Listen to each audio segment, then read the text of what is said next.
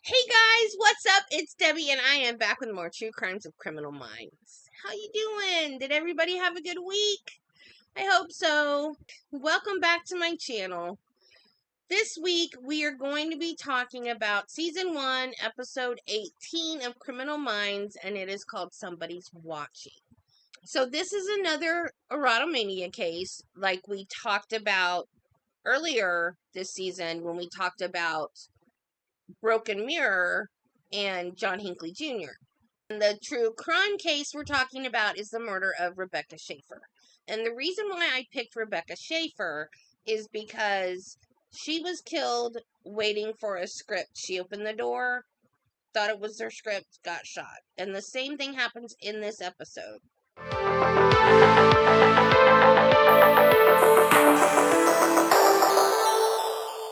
So Reed and Gideon, they go to LA to do a profiling seminar with the LAPD. Reed has a friend that owns a gallery in LA. And the episode starts off with a gorgeous view of LA, and then it goes to this art gallery that is owned by Reed's friend. And they went to high school together. And while he's there, he's introduced to Lila Archer, who's played by Amber Heard, an actress on a TV show about beach volleyball.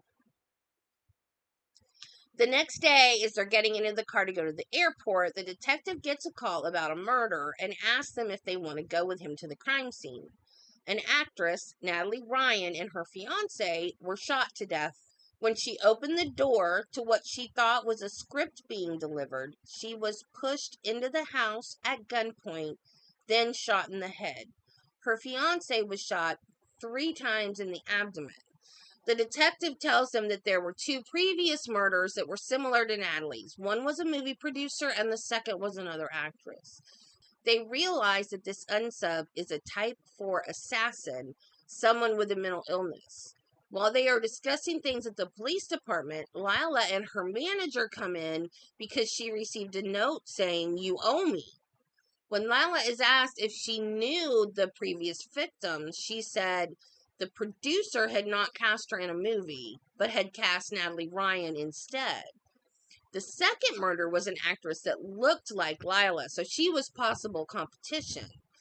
The BAU feels like the unsub is an erotomanic stalker. Erotomanic stalkers have the delusion that someone is in love with them, usually of a higher social status.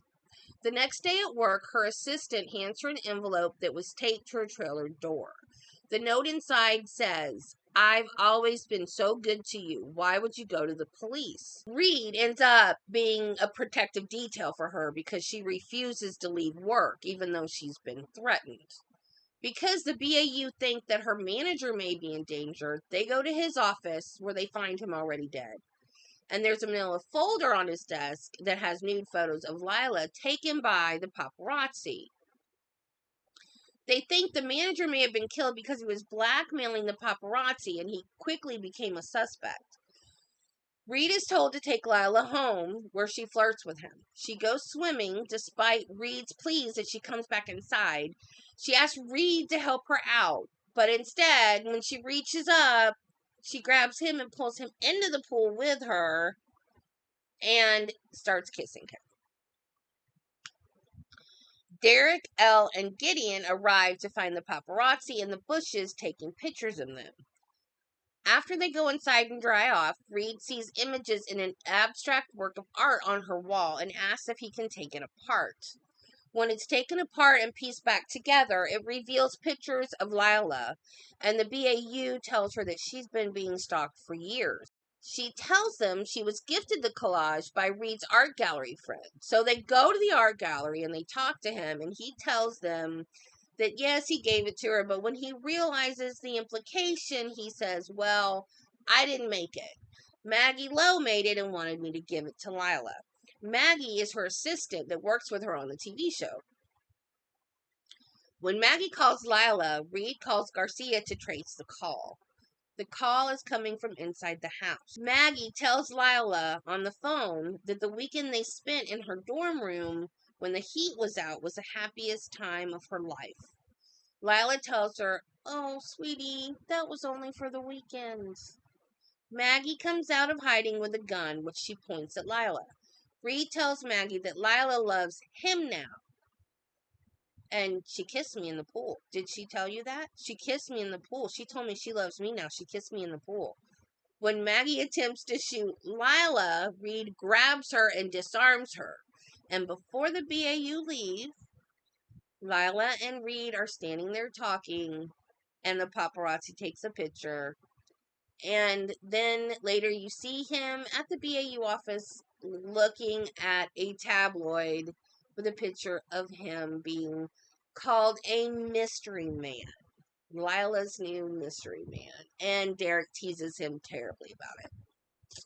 So that's it for the episode.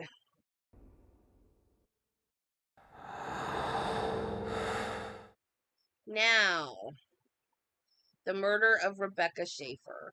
This is so sad. My sources, abcnews.com, grunge.com, Wikipedia, Murderpedia, and goodhousekeeping.com. Rebecca Schaeffer was born on November 6, 1967 in Oregon, an only child. She loved theater from a young age and became a model in her junior year of high school. In 1984, she moved to New York, where she worked as a waitress and took small acting roles and got a recurring role on the soap opera One Life to Live. Then she landed the role on the sitcom My Sister Sam and moved to California. My Sister Sam was on TV from 1986 to 1988. She was also on the cover of 17 in March of 87. On July 18th, 1989, she was at home waiting for a script to be delivered. When the doorbell rang, she went downstairs to answer it, expecting it to be her script, and she was shot twice by a deranged fan. Robert John Bardo was born on January 2nd, 1970. His father was in the service when he met his mother in Japan. The two married and moved around quite a bit. They finally settled in Tucson, Arizona in 1983. He was the youngest of 7 children and was severely neglected and abused by his family, including his siblings. And nowhere did I read any details of the abuse, but I find it extremely strange that in a family of 9, he was the only one abused. But that's what all the literature said. That's what my research said. So who am I to say? He would write letters to his teachers asking for help. That is just so sad. I mean, I know he grew up and did a bad thing, but that is just so sad. So when he admitted in a letter that he wanted to commit suicide, then it was investigated and he was placed in foster care. But then shortly after that, at 15 years old, he was institutionalized for a month. And he was diagnosed with bipolar disorder. A month later, his parents took him out. He dropped out of high school and he became a janitor at a Jack in the Box restaurant. Before the murder of Rebecca, he had been arrested 3 times for disorderly conduct and domestic violence. And that had no details either, so I'm assuming domestic violence would be with his siblings or his parents. Prior to being obsessed with Rebecca, he was obsessed with Samantha Smith, a young peace activist. I've never heard of her before. And 2 pop singers from the 80s, Debbie Gibson and Tiffany. He sent Rebecca letters and gifts, and she wrote him back with a card and a picture, and he thought it was proof of their relationship. She told, I don't know if it was her manager or her publicist, but someone, that she loved to answer her own fan mail, and that she wrote back to these people, and she said, no, you can't do that. And she said, but they're sweet. They want to be my friends. And she was like, no, they're not your friends. So she had written a personal card with a picture and sent it to this man. He thought that that was confirmation that they were in a real relationship. She had a sex scene in a movie called Scenes from the Class Struggle in Beverly Hills. And when Bardo saw this, he became enraged. He didn't understand that she was just playing a character, and he thought that she had lost her innocence. And he said, how dare she? She's mine. He showed up at her studio with flowers and a stuffed animal, but didn't get past security. He tried again 1 month later, armed with a knife, but was denied entry again. And it didn't say if there were any consequences of him being armed with a knife. I would think there would have been, but I didn't see any anywhere. He decided he needed to get her home address. So he paid a private investigator $300 to obtain Rebecca's home address from the DMV, Department of Motor Vehicles. Apparently, back then, there was a form you could fill out. You could spend like $5 and fill out the paperwork and get information on anybody you wanted.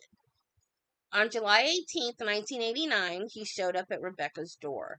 The intercom was broken, so when he rang the bell to her apartment, she went downstairs and opened the door, expecting it to be the script for Godfather 3. She was auditioning for Godfather 3. He introduced himself and told her he was her biggest fan. And he showed her the card and the picture that she had sent him. She shook his hand, thanked him, and said, "Please take care." He left. He went to a diner for breakfast and went back to her house an hour later. Again, he rang the bell. And again, she came down and answered the door. And this time she said, "You came to my door again. Hurry up. I don't have much time." At which time he said, "I forgot to give you something." And he pulled out a gun. He shot her twice in the chest and then left the scene. A neighbor heard the scream and the shots, and several people saw a man wearing a yellow shirt leaving the scene. She was rushed to the hospital, but unfortunately she didn't make it. The next day, Tucson, Arizona PD received several calls about a man wandering in and out of traffic yelling, "I killed Rebecca Schaeffer." He was trying to commit suicide by accident or highway or I don't know, whatever you want to call it. But he said, "Well, I killed her, so no, I should be killed. So I'm going to wander out in all this traffic and get killed." So they arrested him. He did not resist. He was held on a $1 million bond, and they got witnesses to ID him. I don't know if they sent a picture to California or if witnesses actually went to Arizona to ID him, but he was ID'd as a person seen leaving Rebecca's apartment, and at that time he was extradited to California. The trial started on September 1991, and Marcia Clark, who was the prosecutor of O.J. Simpson, later was a prosecutor in this trial as well. She was the deputy district attorney in LA at the time, and she prosecuted the case. During the trial, it was revealed that he had tried to purchase a gun, but was denied due to his history of mental illness. So his brother bought the gun for him. It also came out that he called his sister when he was near Rebecca's apartment and told her where he was. So his family knew this was happening, and they enabled him. Well, at least his brother enabled him. The defense brought up his mental illness, but Marcia Clark dismissed it, saying he was obsessed, not mentally ill. He told a court-appointed psychiatrist, quote, "If she was a whore, God was going to appoint me to punish her," end quote. He was sentenced to life without parole. Because of this, California passed the first anti-stalking law. It made stalking a misdemeanor offense unless the victim had a restraining order on the person. Then it would be charged as a felony.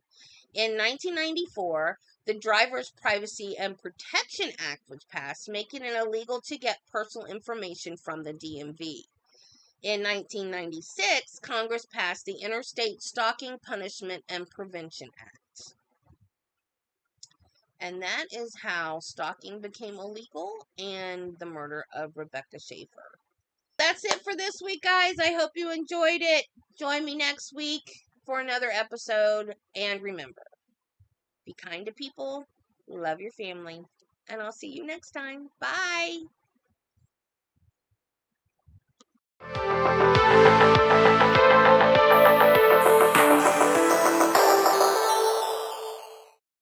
Prior to Rebecca, he was obsessed with Samantha Smith, a young peace activist. I've never heard of her, but he went from her to Debbie Gibson, who was a pop singer back in the 80s, and